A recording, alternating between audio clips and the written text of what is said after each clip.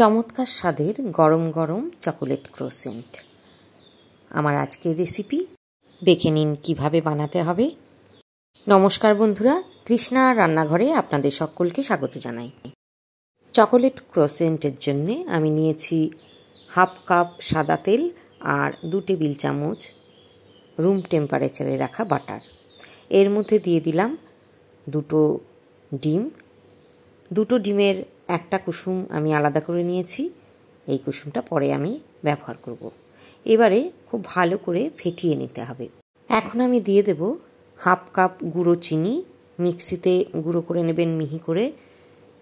এই চিনিটা এবারে ডিম আর তেলের সঙ্গে খুব ভালো করে ফেটিয়ে নিচ্ছি।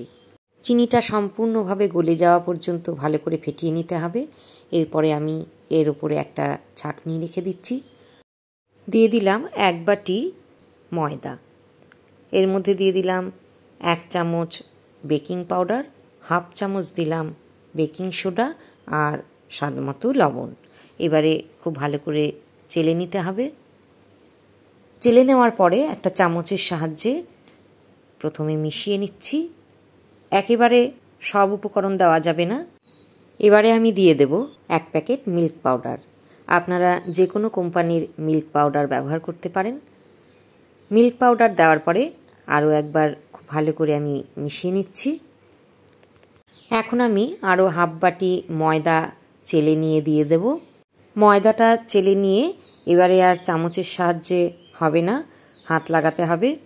হাত দিয়েই ডোটা খুব ভালো করে মেখে নিচ্ছি। ডোটা খুব ভালো করে মেখে নেওয়ার পরে কিছুক্ষণ রেস্টে রাখতে হবে। প্রথমে একটু আঠালো মনে হলেও পরে এটা ক্রোসিয়েন্টের জন্য একদম সেট হয়ে যাবে।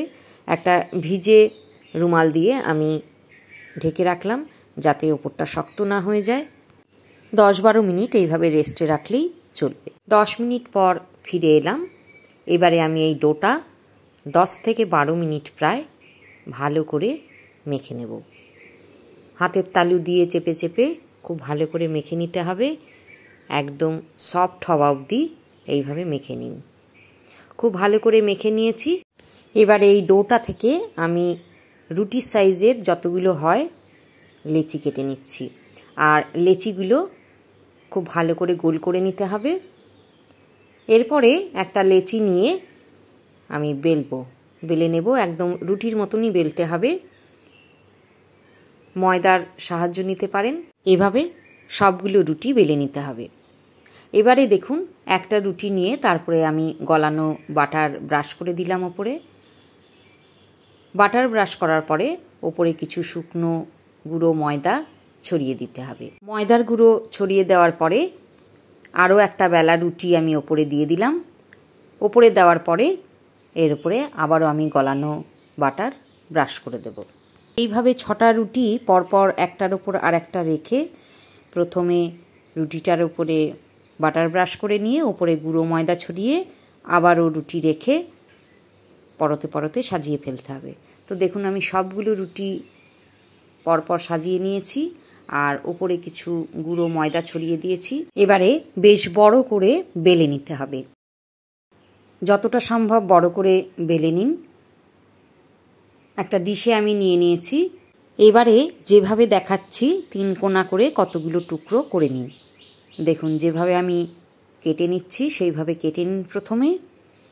আর এদিকে যে পাত্রটায় আমি বেক করব সেই পাত্রটার মধ্যে বাটার ব্রাশ করে দিলাম। এটা এক পাশে রেখে দিচ্ছি। এবারে দেখুন একটা পিস নিয়ে আরও একটু লম্বা করে বেলে নিতে হবে। তো আমি একটা পিস নিয়ে একটু লম্বা করে বেলে নিচ্ছি। যতটা সম্ভব পাতলা করে আর লম্বা করে বেলে নিই। একটা ছুরির সাহায্যে নিচের দিকটা সামান্য একটু চিড়ে দিতে হবে।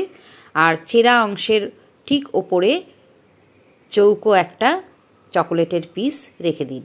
এবারে আস্তে করে গুটাতে থাকুন। এইভাবে রোল করে করে গুটিয়ে নিয়ে একদম সরু অংশটা এইভাবে ঘুরিয়ে এনে চেপে বসিয়ে দিন। তৈরি হয়ে গেল একটা ক্রোসিয়েন্ট। বেকিং ডিশের ওপর এটা রেখে দিচ্ছি। আর একই রকমভাবে সবগুলো ক্রোসিয়েন্ট তৈরি করে নিতে হবে। দেখুন আমি সবগুলো তৈরি করে বেকিং ডিশে সাজিয়ে নিয়েছি।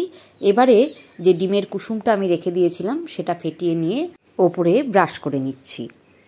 এতে কি হবে, বেকিংয়ের পরে একটা সুন্দর কালার আসবে, দেখতে যেমন সুন্দর হবে এবং আকর্ষণীয় হবে খুব। এবারে আমি কনভেকশন মোডে 170 ডিগ্রি ফারেনহাইটে আধ ঘন্টা বেক করে নেব। দেখুন বেক করা হয়ে গেছে, কেমন চমৎকার হয়েছে দেখতে, কালারটা কত সুন্দর এসেছে। বাচ্চাদের তো ভীষণই প্রিয়, বড়দেরও চা কিংবা কফির আসরে একদম জমিয়ে দেবে। তো দেখুন আমি একটা কেটে দেখাচ্ছি, কত সুন্দর হয়েছে। রেসিপিটা কেমন লাগলো জানাতে ভুলবেন না বন্ধুরা।